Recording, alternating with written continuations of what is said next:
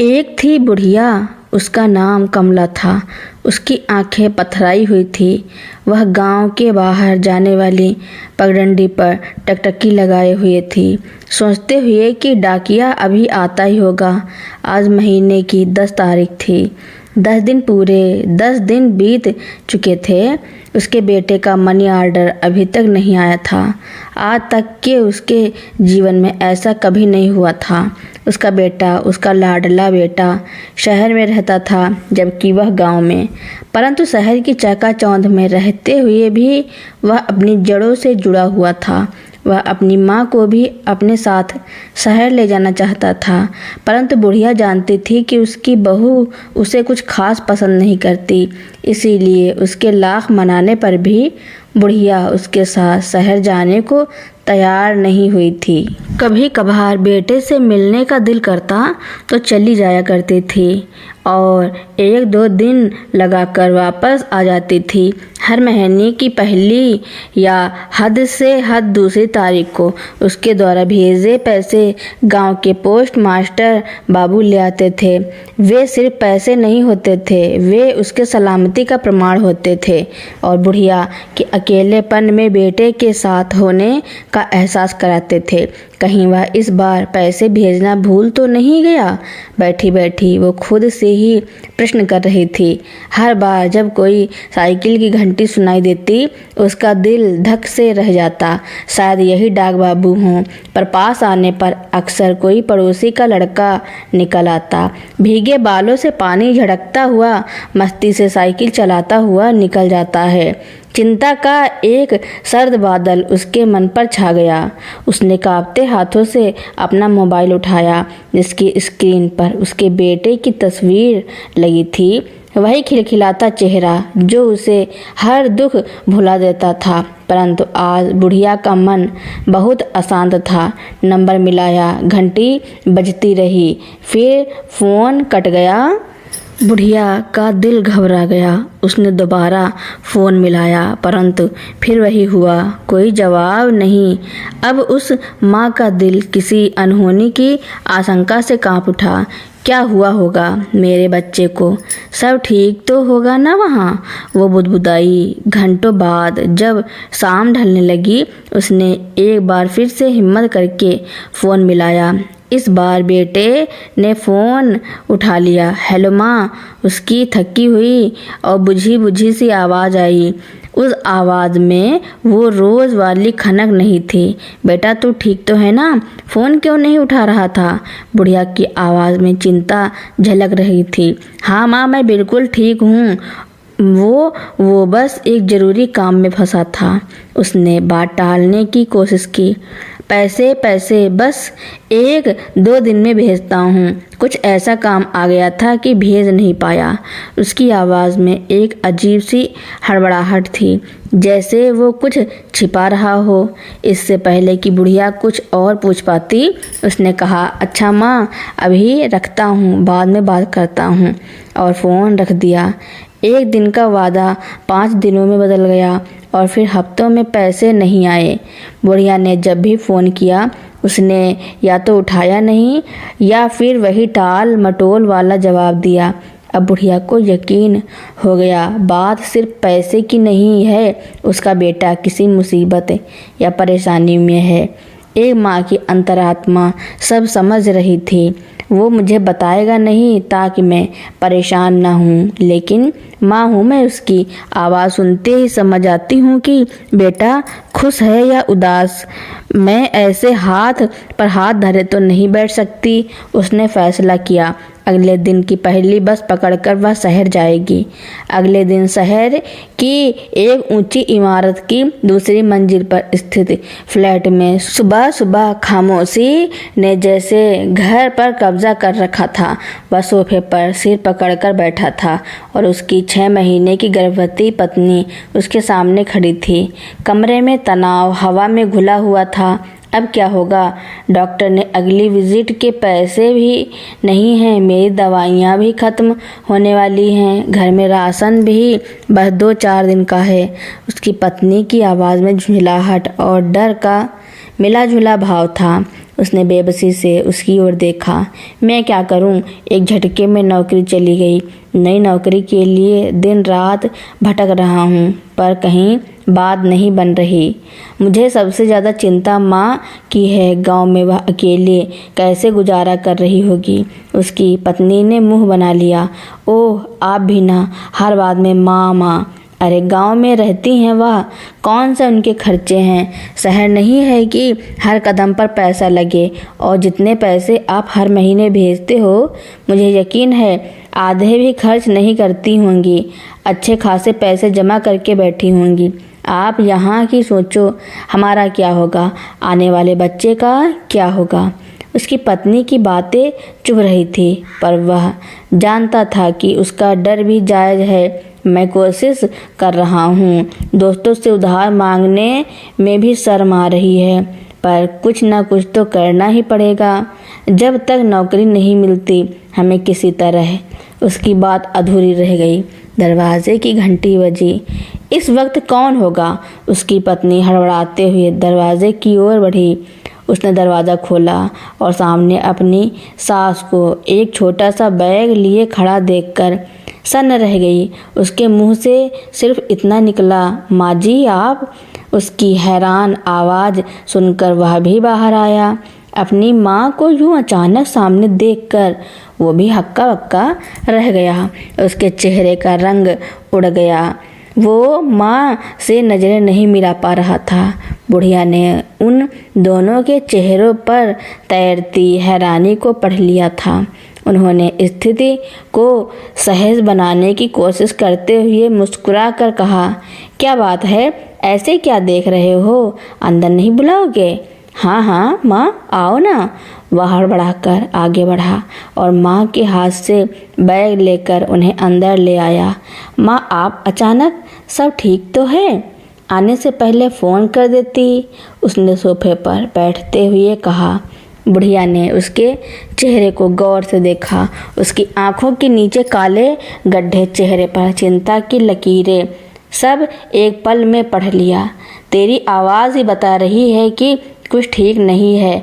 एक माँ से उसका बेटा कुछ छिपा सकता है, पर माँ की आंखें सब देख लेती हैं। तूने तो मुझे बताने की ज़रूरत नहीं समझी, इसलिए मैं खुद ही चली आई। अब बता, बात क्या है? माँ के स्नेह भरे स्पर्श और उनकी आंखों में अपने लिए फिक्र देखकर वह टूट गया। उसकी आंखें भर आईं। उसने सिसकते हुए अपनी नौकरी जाने से लेकर घर की आर्थिक तंगी तक की पूरी कहानी माँ के सामने कह डाली। यह सुनकर बुढ़िया के पैरों तले भी जमीन खिसक गई, पर उन्होंने खुद को संभाला।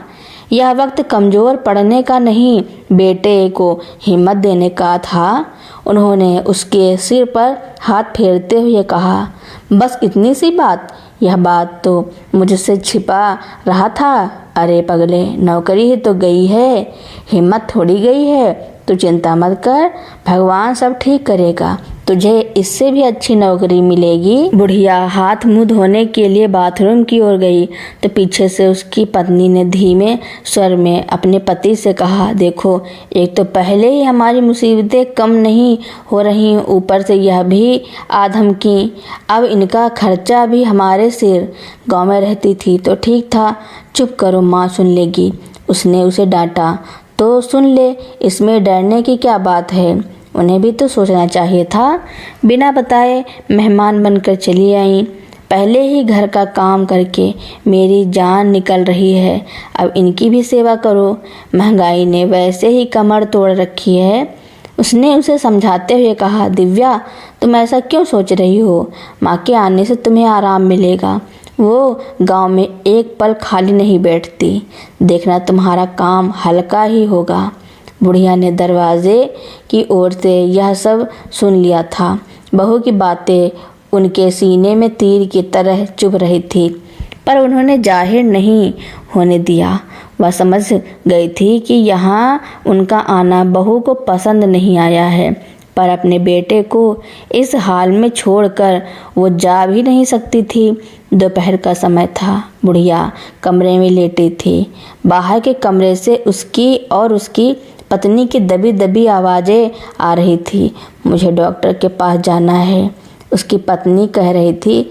चेकअप का टाइम हो गया है, पर ना तो डॉक्टर की फीस के पैसे हैं, ना ही दवाइयों के। डॉक्टर ने अच्छे फल फ्रूट खाने को कहा है, पर एक सेब खरीदने की भी हिम्मत नहीं है।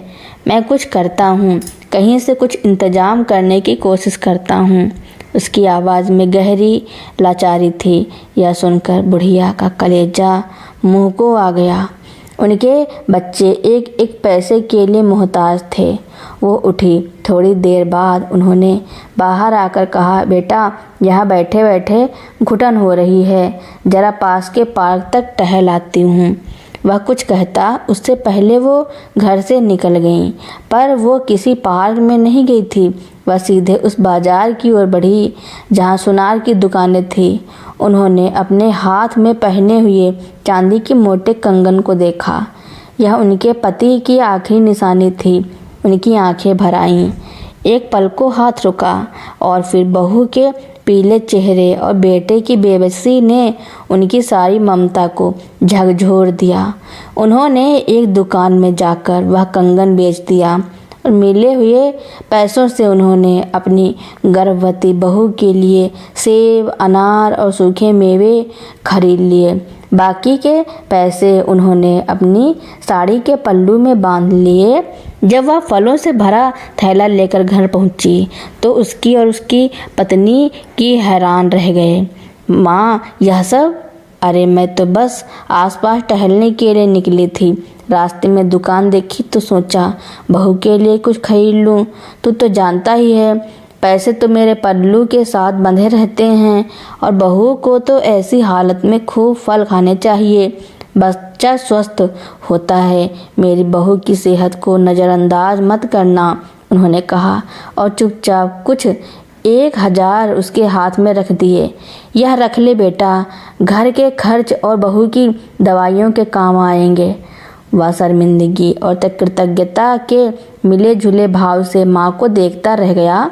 वह जानता था कि गांव में माँ के पास इतने पैसे कहाँ से आएंगे, पर इस वक्त वो सवाल पूछने की हिम्मत नहीं कर सका। जैसे ही बुढ़िया कमरे में गई, उसकी पत्नी ने अपने पति के कान में फुसफुसाया, देखा, मैंने कहा था ना माँ के पास बहुत पैसे हैं। तुमने तो हर महीने पैसे मंगवाती थी, पर गांव में ज़रूरत ही क्या पड़ती थी। सब जमा कर रखा है और हमें यहाँ 1 रुपए के लिए तरसा रही थी। वह चुप रहा। उसे अपनी पत्नी की सोच पर दुख हो रहा था, पर वो उससे बहस करने की स्थिति में नहीं था। लेकिन रात को उसने अपनी माँ से पूछा जरूर था कि माँ, आपने जो हाथ में कंगन पहना था वो कहाँ है? लेकिन बुढ़िया टाल मटोल कर गई। अगले दिन माँ के दिए पैसे लेकर वो किराने की दुकान पर पहुँचा। यह वही दुकान थी जहाँ से वह बरसों से सामान खरीदता आ रहा था। दुकानदार चाचा, जिनके सफ़ेद बालों के साथ चेहरे पर भी एक स्नेहमयी मुस्कान रहती थी, उसे देखते ही बोले, अरे बेटा, आजकल तुम कम ही आते हो। पहले तो महीने का अच्छा खासा राशन ले जाते थे, अब तो बस थोड़ी बहुत चीज़ें लेने आते हो। कहीं और से खरीदने लगे हो का? वह हल्की फीकी हंसी हंस पड़ा। नहीं चाचा, आपको छोड़कर हम कहाँ जाएंगे। बस परेशानी ही कुछ ऐसी आ पड़ी है, जितना मन चाहे उतना सामान नहीं ले पाते। दुकानदार ने माथे पर बल डालते हुए पूछा, क्या हुआ बेटा, घर में सब ठीक तो है? उसने सांस भरकर सच बयां कर दिया, क्या बताऊं चाचा, अचानक नौकरी चली गई, नई नौकरी भी नहीं मिल रही। घर का खर्च है, बीबी को समय समय पर अस्पताल दिखाने ले जाना पड़ता है।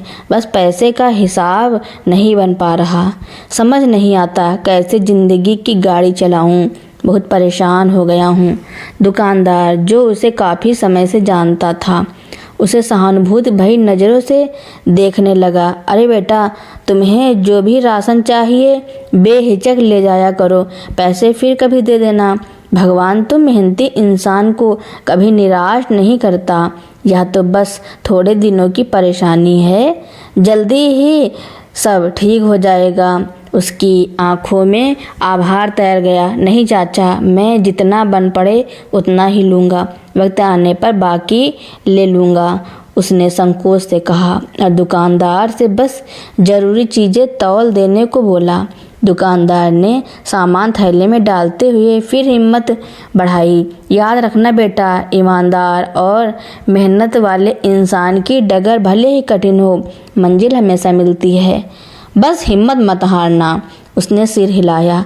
धन्यवाद चाचा। सामान का थैला हाथ में थामे वह अपने घर की ओर चल पड़ा।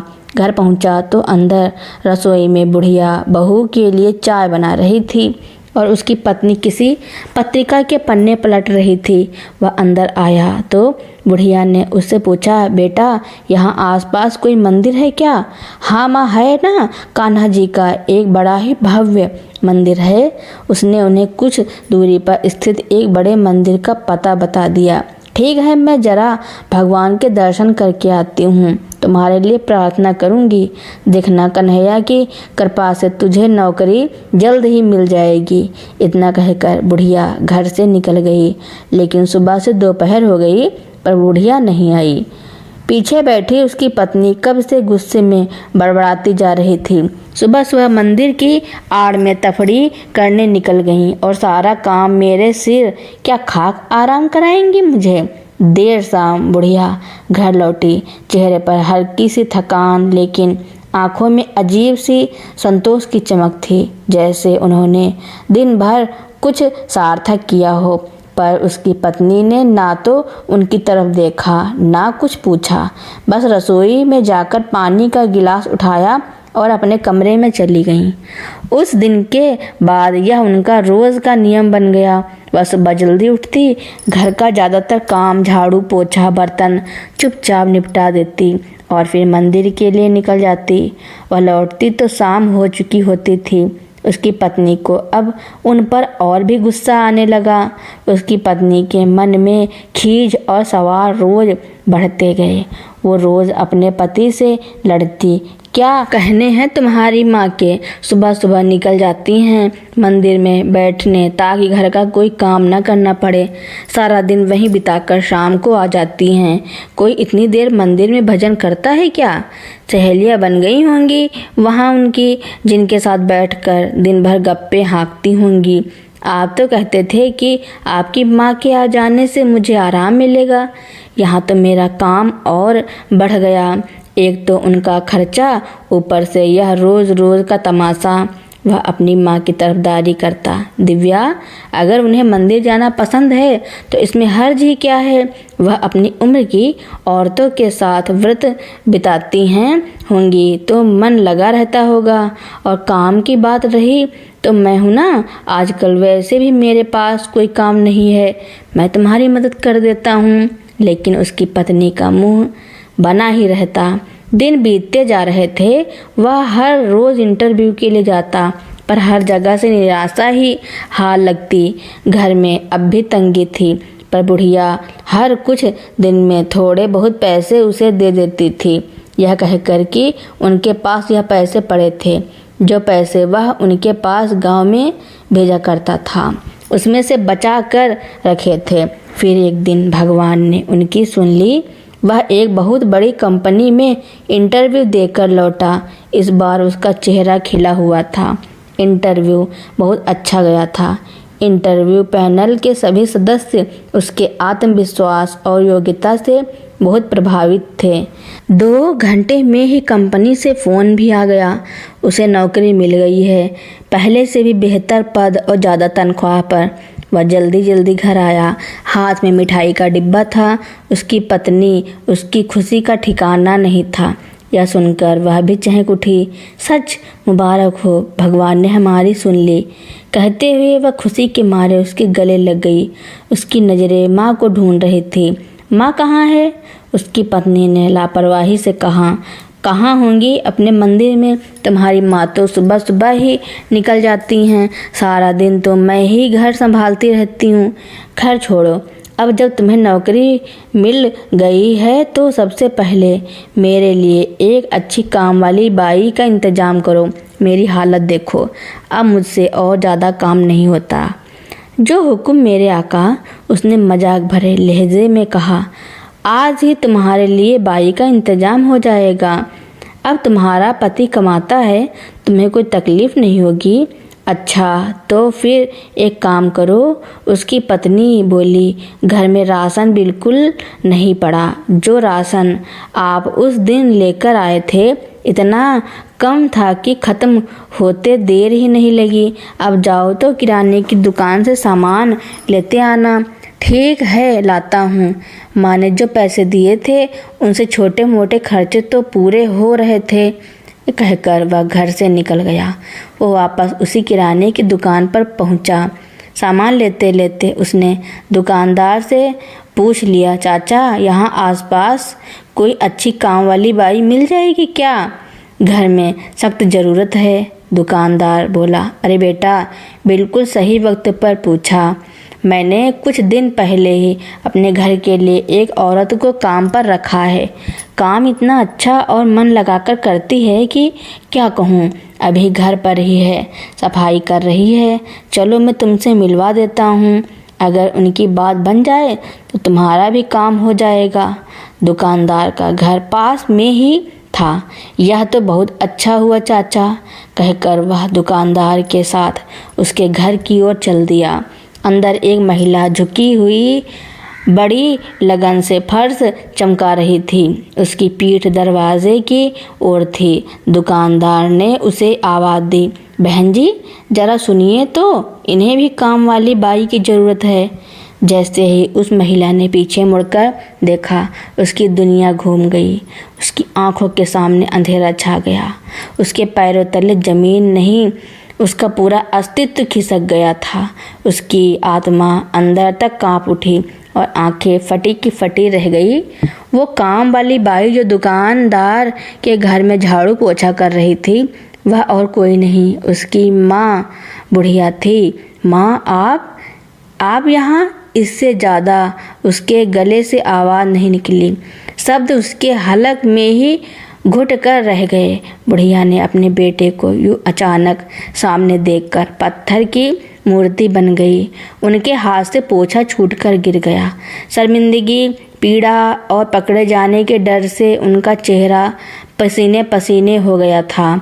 सच आईने की तरह साफ था। उसकी माँ रोज़ मंदिर जाने के बहाने घर से निकलती थी और लोगों के घरों में झाड़ू पोछा करके पैसे कमाती थी ताकि उसके बेटे का घर चल सके, ताकि उनकी गर्भवती बहू को पौष्टिक आहार मिल सके, ताकि उनके बेटे का स्वाभिमान बचा रहे।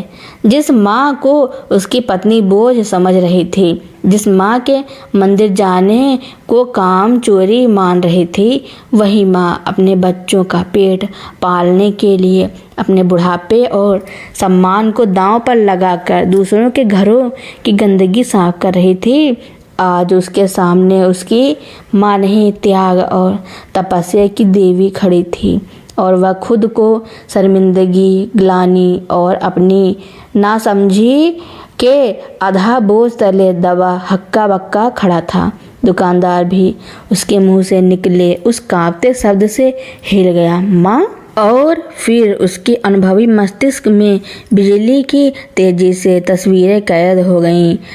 जब कुछ दिन पहले वह उसकी दुकान पर आया था तो अपनी नौकरी जाने, गर्भवती पत्नी और घर के खर्चों का जिक्र करते हुए लगभग रो पड़ा था। उससे अगले दिन ही इस महिला ने अपनी पहचान छिपाकर उससे काम मांगा था और हर 2-4 दिन बाद ही अपनी मेहनत के पैसे मांग लेती थी। आज उसे समझ में आया था वह पैसे उसके अपने लिए नहीं थे, बल्कि उस बेटे का घर चलाने के लिए थे जो अपनी ही परेशानियों में गुम था। उस दुकानदार ने दुनिया देखी थी, पर माँ की ममता का ऐसा निःशब्द और महान रूप उसने आज पहली बार देखा था। उसकी अपनी आंखें भर आईं। वह सोचने लगा, कैसी शक्ति होती है एक माँ के अंदर जो अपने ही अंश को पालने के लिए अपने सम्मान को दांव पर लगा दे। जिस बेटे को नाजों से पाला, आज उसी से छिपकर उसी के लिए दूसरों के घरों की गंदगी साफ कर रही हैं। कमरे में एक भारी असहनीय खामोशी छा गई। तभी उसने अपने जड़ हो चुके पैरों को हरकत दी। वह आगे बढ़कर अपनी माँ के पास पहुँचा और उनके खुरदरे भीगे हाथों को अपने हाथों में थाम लिया, जो कभी उसे लोरी सुनाते हुए सिर पर हाथ फेरा करते थे। दुकानदार की ओर देखकर उसने हाथ जोड़े, फिर रूंधे गले से बोला, चाचा, मेरी माँ आज के बाद कोई काम नहीं करेगी। फिर उसने अपनी माँ की ओर देखा, जिनकी आंखें अब भी झुकी हुई थी। चलो माँ, घर चलो, मुझे नौकरी मिल गई है। यह वाक्य सुनकर बुढ़िया के दिल को बहुत सुकून मिला। वह अपनी माँ को सहारा देकर दरवाजे की ओर ले चला। दोनों की आंखों में आंसू थे, पर इन आंसुओं के मायने अलग अलग थे। एक की आंखों में अपने त्याग के पकड़े जाने की पीड़ा थी और दूसरे की आंखों में अपनी ही नज़रों में गिर जाने की ग्लानि। रास्ते भर कोई कुछ नहीं बोला। जैसे ही वो दोनों घर के बाहर पहुँचे, वह स्कूटर में रखा राशन का सामान निकालने लगा। माँ, आप अंदर चलिए, मैं आता हूँ, उसने धीमी आवाज़ में कहा। बुढ़िया ने थके हुए कदमों से घर के अंदर प्रवेश किया। उनकी आहट पाते सोफे पर बैठी उसकी पत्नी, जिसका चेहरा गुस्से और इंतजार से तमतमा रहा था, उठ खड़ी हुई। आ ही गई, पूरा शहर नाप कर। उसकी आवाज़ में कड़वाहट घुली थी। अरे कुछ तो लिहाज किया होता मेरी इस हालत का। यहाँ मैं ऐसी हालत में भी घर के सारे काम कर रही हूँ और आप हैं कि सुबह होते ही हवा खाने निकल जाती हैं। बड़ा शौक है मंदिर में जाकर बैठने का या सहेलियों के साथ बैठकर दूसरों की पंचायत करने का। हम पर बोझ बनकर बैठी हैं, इसका कोई एहसास भी है या नहीं? जब से आई हैं सिर्फ खर्चा ही बढ़ा रही हैं। बुढ़िया किसी मूर्ति की तरह निशब्द खड़ी रही। हर शब्द एक चाबुक की तरह उनके आत्मसम्मान पर पड़ रहा था। उसकी पत्नी के ताने अभी खत्म नहीं हुए थे। क्या घूर रही हैं? सच कड़वा लग रहा है क्या? अरे आप जैसी औरतें तो बस दरवाजे पर खड़े। उसकी आवाज़ किसी शेर की दहाड़ की तरह गूंजी। उसका चेहरा गुस्से से लाल था। उसकी पत्नी और बुढ़िया दोनों ने चौंक कर उसकी ओर देखा। इससे पहले कि उसकी पत्नी कुछ समझ पाती, वह तेजी से आगे बढ़ा और एक झन्नाटेदार थप्पड़ उसके गाल पर जड़ दिया। कमरे में एक पल के लिए मौत जैसा सन्नाटा छा गया। उसकी पत्नी हक्की बक्की अपना गाल पकड़े उसे देखती रही थी। उसकी आंखों में अविश्वास और अपमान था। उसकी आवाज़ कांप रही थी, पर हर शब्द स्पष्ट था।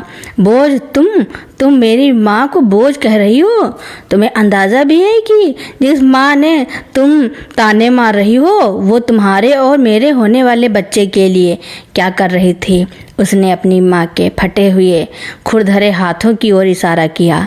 यह मंदिर में घंटी बजाने नहीं जाते थे। यह लोगों के घरों में झाड़ू पोछा करते थे ताकि तुम्हारी दवाइयाँ आ सके, ताकि तुम्हारे मुंह में एक पौष्टिक निवाला जा सके। उसकी आवाज़ अब और ऊंची हो गई। वो चांदी का कंगन जो पिताजी की आखिरी निशानी थी, उसे बेचकर ही माँ तुम्हारे लिए फल लाई थी। जिस मंदिर को तुम काम से बचने का बहाना समझ रही थी, वह उसकी इज्जत की ढाल थी, ताकि उसका बेटा अपनी ही नज़रों में ना गिर जाए। एक एक शब्द उसकी पत्नी के सीने में तीर की तरह उतर रहा था। उसका चेहरा सफ़ेद पड़ गया। वो लड़खड़ाकर पीछे हटी और सोफे पर धम्म से बैठ गई। उसकी नज़रें बुढ़िया के धूल भरे पाँवों और उनके थकी हुई आंखों पर टिक गईं। सच एक बर्फीले तूफान की तरह उसके अस्तित्व को कपा गया। वो अपने ही कहे शब्दों के बोझ तले दब गई। उसका सिर झुका और उसके कंधों को हिचकोले लगने लगे। सॉरी माँ जी, कहते हुए वह फूट फूट कर रो पड़ी।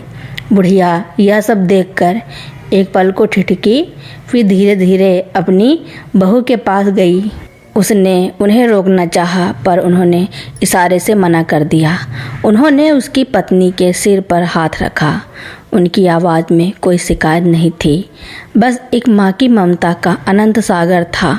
पगली माँ से भी कोई माफ़ी मांगता है? माँ तो माँ होती है अपने बच्चों की ढाल के लिए। जब बच्चे पर आँच आती है तो वह खुद को आगे कर देती है, इसमें कोई एहसान नहीं है। तो दोस्तों, बूढ़ी माँ ने अपने बेटे और बहू के लिए जो किया उसके बारे में आपका क्या कहना है, और यह कहानी आपको कैसी लगी कमेंट में ज़रूर लिखना। मेरी कहानी सुनने के लिए आपका बहुत बहुत धन्यवाद।